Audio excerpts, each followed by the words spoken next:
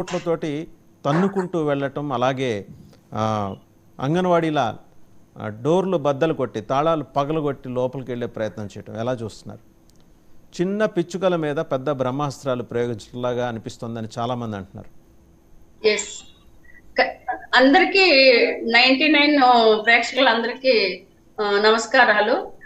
ఈరోజు ఆంధ్ర రాష్ట్రంలో ఒక తీవ్ర నిర్బంధం అంగన్వాడీ మహిళల మీద ఈ రాష్ట్ర ప్రభుత్వం యుద్ధం ప్రకటించింది.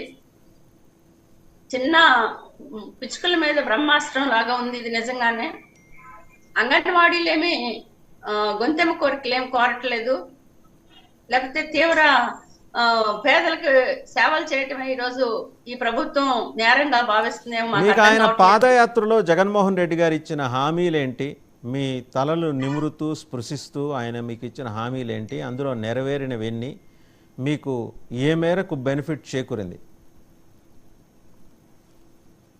అంగన్వాడీలు గ్రామాల్లో ఈరోజు పేదలకి, గర్భిణీలు, బాలింతలు, చిన్న పిల్లలకి సేవలు చేస్తా ఉన్నారు. దాదాపు గత 30-40 సంవత్సరాల నుంచి పనిచేస్తా ఉన్నారు.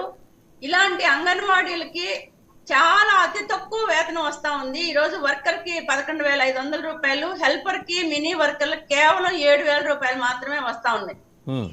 కనీస వేతనాలు పెరుగుతున్న ధరలకు అనుగుణంగా 26,000 రూపాయలు ఇవ్వాలి అని చెప్పేసి ఒకవైపు ఐఎల్సి సిఫారసులు చెప్తా ఉన్నాయి. వేతనాలతో పాటు గ్రాట్యుటీ, పెన్షన్, పిఎఫ్ ఇవన్నీ కూడా అర్హులేను అని చెప్పేసి సుప్రీంకోర్టు చెప్తా ఉంది. కానీ మన రాష్ట్ర ప్రభుత్వంలో ఈరోజు కనీస వేతనాలు అమలు చేయట్లేదు. కనీసం జగనన్న ఇచ్చిన హామీ మేరకైనా వేతనాలు పెంచండి అని చెప్పేసి మేము గత 4 సంవత్సరాలుగా ఈరోజు కాళ్ళు అరిగిపోయేలాగా అటు మంత్రుల చుట్టూ, ఎమ్మెల్యేల చుట్టూ, ప్రజాప్రతినిధులు, అధికారుల చుట్టూ తిరిగాం. ప్రభుత్వానికి మా మొర ఈరోజు చెవిటాళ్ళ ముందు శంఖం ఊదినట్టుంది. కానీ అంగన్వాడీ అక్క చెల్లెమ్మల సమస్యల పరిష్కారం చేద్దామనే దిశలో ఏమాత్రం ఆలోచన చేయలేదు. అనివార్య పరిస్థితుల్లోనే దాదాపు ఈ నెల 12వ తారీఖు నుండి రాష్ట్రంలో ఉన్న 55,000 అంగన్వాడీ సెంటర్ని మూసేసి 1,00,000 మంది అంగన్వాడీలు వీధుల్లోకి వచ్చారు. దీనికి రాష్ట్ర ప్రభుత్వమే బాధ్యత వహించాలి. ఈరోజు అంగన్వాడీల్ని చర్చలకు పిలిచి పరిష్కారం చేయకపోగా ఏదో పద్ధతిలో బెదిరింపు ధోరణులతోటి 2-3 రోజుల నుండి ఈరోజు రాష్ట్రంలో మొత్తం అంగన్వాడీ సెంటర్లన్నీ తాళాలు పగలగొడతా ఉన్నారు. ఇదేమి దుర్మార్గం అని చెప్పేసి మేము అడుగుతా ఉన్నాం. అంగన్వాడీ సెంటర్లని ఈరోజు ప్రభుత్వ ఆస్తుల్ని ప్రభుత్వ అధికారులే ధ్వంసం చేస్తా ఉన్నారు. ఇదా రాజకీయం అని చెప్పేసి అడుగుతా ఉన్నాం. వెంటనే అంగన్వాడీ సెంటర్ల తాళాలు పగలగొట్టిన వాళ్ళు ఎవరైతే ఉన్నారో వాళ్ళందరి మీద కూడా కేసులు నమోదు చేయాలి, అంగన్వాడీ సెంటర్లకు భద్రత కల్పించాలి అని చెప్పేసి కూడా మేము కోరుతా ఉన్నాం. రైట్ సుబ్రహ్మణ్యం గారు, మళ్ళీ మీ దగ్గరకు వస్తాను. ఒకసారి టీడీపీ అధికార ప్రతినిధి సప్తగిరి ప్రసాద్ గారి దగ్గరికి వెళ్దాం. ప్రసాద్ గారు, చూస్తున్నారు కదా, సెంటర్ల తాళాలు బద్దలు కొట్టి లోపలికి వెళ్లాల్సినంత నేరం అంగన్వాడీ టీచర్లు ఏం చేశారు ఆంధ్రప్రదేశ్లో? ప్యానెల్లో ఉన్నటువంటి తోటి ప్యానలిస్ట్ అరుణ గారికి, మీకు 90 ప్రేక్షకులకి, వీక్షకులకి అందరికీ నా హృదయపూర్వక నమస్కారాలు. ముఖ్యంగా ఈరోజు తమ హక్కుల కోసం 8వ రోజు పోరాటం చేస్తున్న అంగన్వాడీ అక్క చెల్లెమ్మలకి ఉద్యమాభివందనాలు తెలియజేసుకుంటున్నాను. ఈరోజు అంగన్వాడీ అక్క చెల్లెమ్మలు చేస్తున్నటువంటి పోరాటం సహేతుకమైంది, న్యాయమైంది, ధర్మమైంది.